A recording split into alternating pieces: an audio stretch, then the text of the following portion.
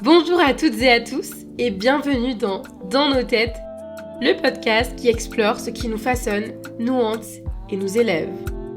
Aujourd'hui, on va aborder un sujet fondamental mais souvent négligé, les racines de l'estime de soi.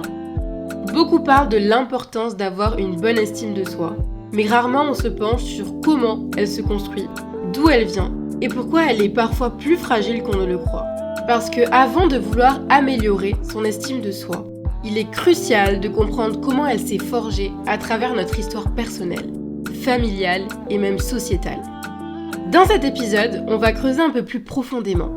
On ne va pas seulement parler de l'estime de soi au sens global, mais on va explorer les influences qui l'ont construite au fil des années.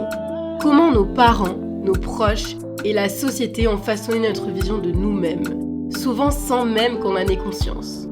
L'une des choses les plus importantes à comprendre, c'est que l'estime de soi ne se fait pas dans le vide. Elle est un miroir de ce que l'on a vécu et des messages qu'on a reçus tout au long de notre parcours. Et dans cet épisode, on mettra en lumière ces racines parfois invisibles qui peuvent, pour le meilleur ou pour le pire, influencer notre façon de nous voir, de nous évaluer et d'interagir avec le monde. Pour réajuster et renforcer ces racines qui sont parfois fragiles ou même brisées, il faut commencer par une prise de conscience. Comprendre pourquoi certaines parties de notre estime de soi sont solides et d'autres bien plus que vulnérables. Si tu n'as pas encore écouté l'épisode 1 sur l'estime de soi, c'est le moment idéal pour le faire, car il va te fournir les bases sur lesquelles cet épisode se construit.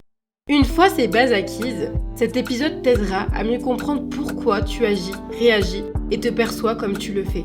Alors installe-toi confortablement, prends une bonne tasse de thé ou de café et prépare-toi à découvrir comment notre passé et notre environnement nous influencent bien plus qu'on ne l'imagine. Alors installez-vous bien, on plonge dans le sujet. Dans le dernier épisode, on a vu à quel point l'estime de soi peut influencer une multitude d'aspects de notre vie. Nos choix amicaux, amoureux, notre façon de poser des limites, mais aussi ce réflexe presque instinctif de combler un vide en s'appuyant sur l'extérieur ou en s'isolant du monde. Ce manque intérieur, quand il n'est pas compris ou écouté, peut être à l'origine de nombreuses souffrances psychiques, comme la dépression par exemple, ainsi que l'anxiété chronique ou d'autres troubles liés au moral. Mais aujourd'hui, on va remonter un peu plus loin, parce qu'avant de chercher à travailler son estime de soi, il faut se poser une vraie question. Comment elle s'est construite? Sur quoi elle repose? Et pourquoi elle semble si instable ou si fragile pour certains, ou même pour soi? Ce qu'il faut comprendre, c'est que ces mécanismes, ces comportements, ne surgissent pas de nulle part. Ils ont des racines.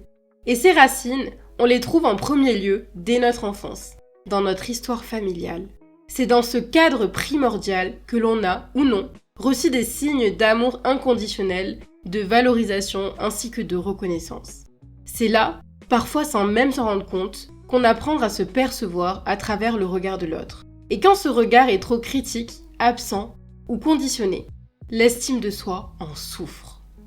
Est-ce qu'on a grandi dans un environnement stable, où nos émotions étaient accueillies, où l'amour était constant, même face aux erreurs? Ou bien, au contraire, dans un milieu instable, chaotique, parfois où les repères fluctuaient, où les disputes éclataient sans crier gare, et où l'amour semblait dépendre de notre comportement, de notre silence et de notre performance? Ou alors, dans un entre-deux, où les deux versions mentionnées précédemment coexistent. En fait, ces premières expériences sont les fondations de notre estime de soi. Et même si cela peut paraître lointain, abstrait, ces ambiances, ces mots, ces silences laissent des empreintes. Quand ce cadre familial est incohérent, instable ou tout simplement insuffisant, les racines peuvent se développer de travers. L'enfant qui grandit dans un environnement chaotique, où les émotions sont floues, où les règles changent constamment et où l'ambiance est souvent tendue, apprend très tôt à s'adapter. En fait, il devient observateur, devine les humeurs, ajuste son comportement, se tait pour ne pas déranger. Et même si la violence n'est pas toujours flagrante, ce genre d'environnement peut profondément affecter la perception qu'un enfant a de lui-même. Parce que lorsque l'amour semble conditionnel, que l'attention est incertaine ou que les rôles s'inversent, ce n'est pas la sécurité qui s'installe, mais une hypervigilance constante.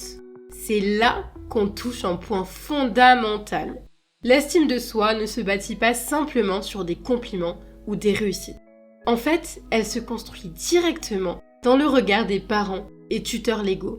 Bien avant de comprendre ce que signifie valoir quelque chose, un enfant ressent dans la manière dont on le regarde, dont on lui parle, dont on répond à ses émotions, des messages silencieux mais puissants, des messages qui finissent par s'imprimer en lui.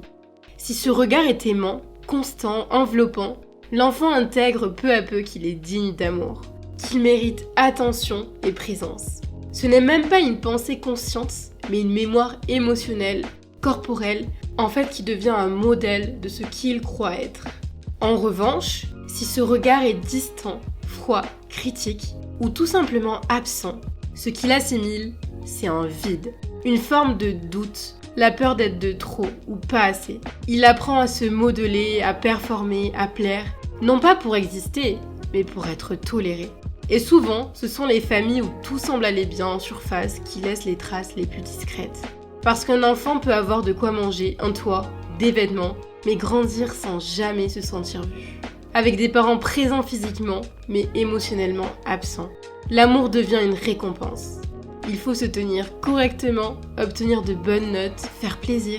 En fait, dans cette logique, la valeur personnelle se confond avec l'utilité. On n'est plus aimé pour ce que l'on est, mais pour ce que l'on apporte. Et ce conditionnement, il s'imprime profondément. En fait, il génère des croyances qui perdureront. Je ne suis pas suffisant ou suffisante. Je dois mériter l'amour. Si je montre mes failles, je vais être rejetée. Il faut prendre en considération que ces croyances ne disparaissent pas avec l'âge. Elles prennent juste une autre forme. Elles se glissent dans nos relations, nos choix, nos silences. Et elles deviennent des automatismes, des filtres qui colorent notre perception de nous-mêmes. Lorsque le cadre familial manque de stabilité, quand il y a un manque de présence émotionnelle, les traces laissées chez l'enfant peuvent être multiples. Et en grandissant, ces traces prennent des formes spécifiques, dont les 3 premières favoriseront la construction d'un manque d'estime de soi. Il y a d'abord ceux qui, très jeunes, ont appris qu'appeler à l'aide ne servait à rien. Personne ne répondait, personne ne venait. Alors, ils ont fini par se refermer. Ils ont appris à garder pour eux ce qu'ils ressentaient, à ne pas déranger, à se débrouiller seuls. Et ce qu'ils retiennent une fois adultes, c'est « je ne peux compter que sur moi-même, je ne dois surtout pas faire confiance ». Ce sont des personnes qui deviennent très fermées, méfiantes, presque imperméables au monde extérieur. Pas parce qu'elles n'ont pas de cœur, mais parce que personne n'a été là quand elles en avaient besoin. À l'opposé, on retrouve celles et ceux qui ont un besoin immense d'amour, un besoin de plaire, d'être validés, d'être choisis. Ce sont des adultes qui se plient, qui s'adaptent, qui disent oui quand ils voudraient dire non. Parce qu'ils ont appris tout petit que l'amour était fragile, qu'il pouvait disparaître à tout moment. Un amour conditionnel, donné si tu fais bien, retiré si tu déçois. Et ça construit une peur profonde de l'abandon et une croyance. Si je veux être aimé, je dois être parfait ou parfaite. Parfois, c'est un mélange des deux, lorsque l'on grandit dans un environnement totalement désorganisé. D'un côté, une peur panique du rejet et de l'abandon. Et de l'autre, une méfiance extrême envers les autres. On veut être aimé, mais on n'arrive pas à faire confiance. On a besoin de l'autre, mais dès qu'il s'approche, on panique. Ce genre de fonctionnement est souvent le résultat d'un amour instable dans l'enfance. Des parents qui pouvaient être très affectueux, puis blessants, présents, puis absents, aimants, puis violents. Et pour l'enfant, c'est un véritable chaos. On ne sait jamais à quoi s'attendre. À l'heure adulte, on oscille, on aime et on fuit. Enfant, il existe un autre scénario, plus rare, mais possible. Celui d'un enfant qui a grandi dans un environnement réellement sécurisant, avec des parents qui avaient travaillé sur eux-mêmes, capables d'être stables et présents émotionnellement, qui ont su répondre aux besoins concrets, mais aussi affectifs, poser un cadre, dire non quand c'était nécessaire, tout en validant les émotions de l'enfant. Dans ce climat, l'enfant apprend qu'il est aimé pour ce qu'il est et non pour ce qu'il fait. Cela lui donne une base solide, un socle sur lequel se bâtit une estime de soi stable, fluide et apaisée. Les modèles familiaux qui nous ont façonnés pendant nos premières années de vie ont un impact énorme sur la façon dont nous agissons dans la société. Par exemple, un enfant qui a appris à se faire discret, à s'effacer, aura probablement plus de difficultés à tisser des liens sociaux qu'un autre qui a besoin d'être validé, choisi et qui s'adapte aux autres. Mais attention, celui qui s'adapte tout le temps, il va aussi avoir plus de mal à poser des limites ou à se défendre que l'enfant qui a grandi dans un environnement stable et aimant. Et puis, si un enfant grandit dans un milieu désorganisé, il risquera d'avoir beaucoup plus de mal à établir des relations solides sur le long terme. En fait, le cadre familial, c'est ce qui va nous donner des ailes ou nous couper l'herbe sous le pied. Il détermine une grande partie de nos compétences sociales à travers notre estime de nous-mêmes et il influence le rôle qu'on va adopter dans la société. Bien sûr, le tempérament de chaque enfant joue aussi un rôle, mais l'environnement familial a un poids considérable. À tout ça, vient par la suite s'ajouter la perception que la société nous renvoie de nous-mêmes. On passe notre vie à être conditionné à créer des normes et à les valider chaque jour. Comment veux-tu faire comprendre à une jeune fille noire qu'elle est belle quand toutes les poupées qu'on lui met dans la main, ainsi qu'à la télé, sont blanches aux cheveux lisses et aux yeux clairs? Ou alors qu'une jeune femme née dans un corps d'homme comprenne qu'elle a le droit d'être qui elle est quand une foule la pointe du doigt et que ce comportement est parfois normalisé et rationalisé. Depuis qu'on est petit, on est programmé à stigmatiser, à hiérarchiser la beauté, la force, la réussite, mais aussi l'intelligence. Et là encore, c'est flou, parce que cette fameuse, entre parenthèses, intelligence qu'on valorise à l'école, dans les discussions, dans les familles, personne n'est vraiment capable de dire ce que c'est. On parle d'intelligence comme si c'était une vérité absolue, mais en réalité, on la confond avec la culture générale, la vitesse de réflexion ou le fait de bien s'exprimer. Et toutes les autres formes d'intelligence, on les laisse de côté, comme si elles n'existaient pas.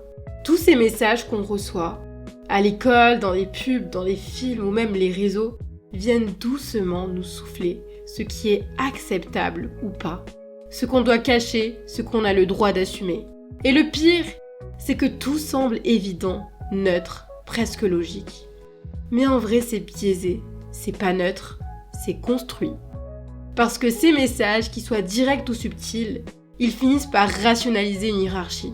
Une vision conditionnée, parfois même irrationnelle, mais terriblement efficace pour que certaines prennent l'ascendant sur d'autres. Et nous, on apprend à s'y plier. Pas parce qu'on est faible, mais parce qu'on est humain et qu'on veut exister, appartenir et surtout être aimé. Et l'enfant, lui, il ne peut pas s'en détacher. Il est trop jeune, trop dépendant, encore dans une forme de survie. Il apprend le monde à travers les adultes. Il est obligé de leur faire confiance. Il n'a pas les outils pour remettre en question ce qu'on lui montre, ce qu'on lui dit. Alors, il s'adapte. Il développe parfois sans s'en rendre compte des mécanismes pour se protéger, pour correspondre et pour être aimé, ou au moins accepté. Souvent, ces mécanismes deviennent une seconde peau. Et un jour, on ne comprend pas pourquoi on doute de nous, pourquoi on n'arrive pas à s'aimer, à poser nos limites et à se sentir légitime. En réalité, tout ça, c'est pas arrivé par hasard. L'estime de soi est intrinsèquement liée au fait que l'on ait grandi dans un cadre qui nous a appris à douter, à faire profil bas, à se remettre en question même quand on n'a rien fait de mal. Il est évident qu'une petite fille ronde et timide qui a grandi avec un parent alcoolique et un autre absent, dans un milieu socio-économique difficile, aura beaucoup moins de chances de développer une estime d'elle-même positive comparée à un enfant ayant grandi avec 2 parents, plus réfléchis, capables de prendre des responsabilités dans un environnement stable et soutenant, sans difficultés financières majeures. Ajoutons à cela la pression de l'extérieur. Dans un environnement où l'apparence physique et la réussite sociale sont valorisées, cette petite fille pourrait se sentir dévalorisée, que ce soit en raison de son poids, de son manque d'estime d'elle-même ou du regard des autres qui se font dans un idéal de perfection. Bien sûr, elle ne pourra jamais effacer son passé, mais elle peut choisir de ne plus se laisser enfermer dans les idées reçues qu'elle a reçues sur sa valeur. Il s'agit de comprendre que ces croyances ne sont pas une vérité absolue, mais une construction, souvent imposée par les autres. En grandissant, elle peut réapprendre à se voir différemment, à comprendre que sa valeur ne se mesure pas à des critères extérieurs, mais à qui elle est vraiment, en s'instruisant, en développant une liberté d'esprit et de pensée, qui sera fondamental pour sortir de là. Reconstruire son estime de soi, ce n'est pas juste se dire qu'on est assez bien, mais comprendre que ses imperfections, ses failles et son passé ne définissent pas tout. C'est un chemin pour se détacher de ce regard extérieur qui peut parfois nous faire douter de nous-mêmes. Cela demande du temps, de l'autocompassion et une certaine ouverture pour remettre en question tout ce qu'on a cru savoir sur soi. La véritable liberté, c'est de s'affranchir de la quête constante de validation pour commencer à construire une image de soi qui soit authentique et personnelle. Si toi aussi tu as envie de comprendre comment se libérer de toutes ces injonctions et revoir ton rapport à toi-même, je t'invite à me suivre sur ma chaîne. On parlera de plein de sujets liés à la relation avec soi-même, avec les autres, ainsi qu'à la construction de son soi indépendamment des critères extérieurs, mais aussi au développement de l'esprit critique, et bien plus encore. Parce que tout cela est lié, et chaque petit pas vers soi-même fait une grande différence. Voilà, c'est tout pour aujourd'hui. J'espère que cet épisode t'aura aidé à mieux te comprendre et à comprendre le monde à travers les racines de l'estime de soi. Dans le prochain épisode, je parlerai des différentes formes d'attachement. Rappelle-toi, tu es déjà suffisant, exactement tel que tu es. Je t'attends le lundi 21 avril pour mon nouvel épisode. Je te souhaite une très belle journée.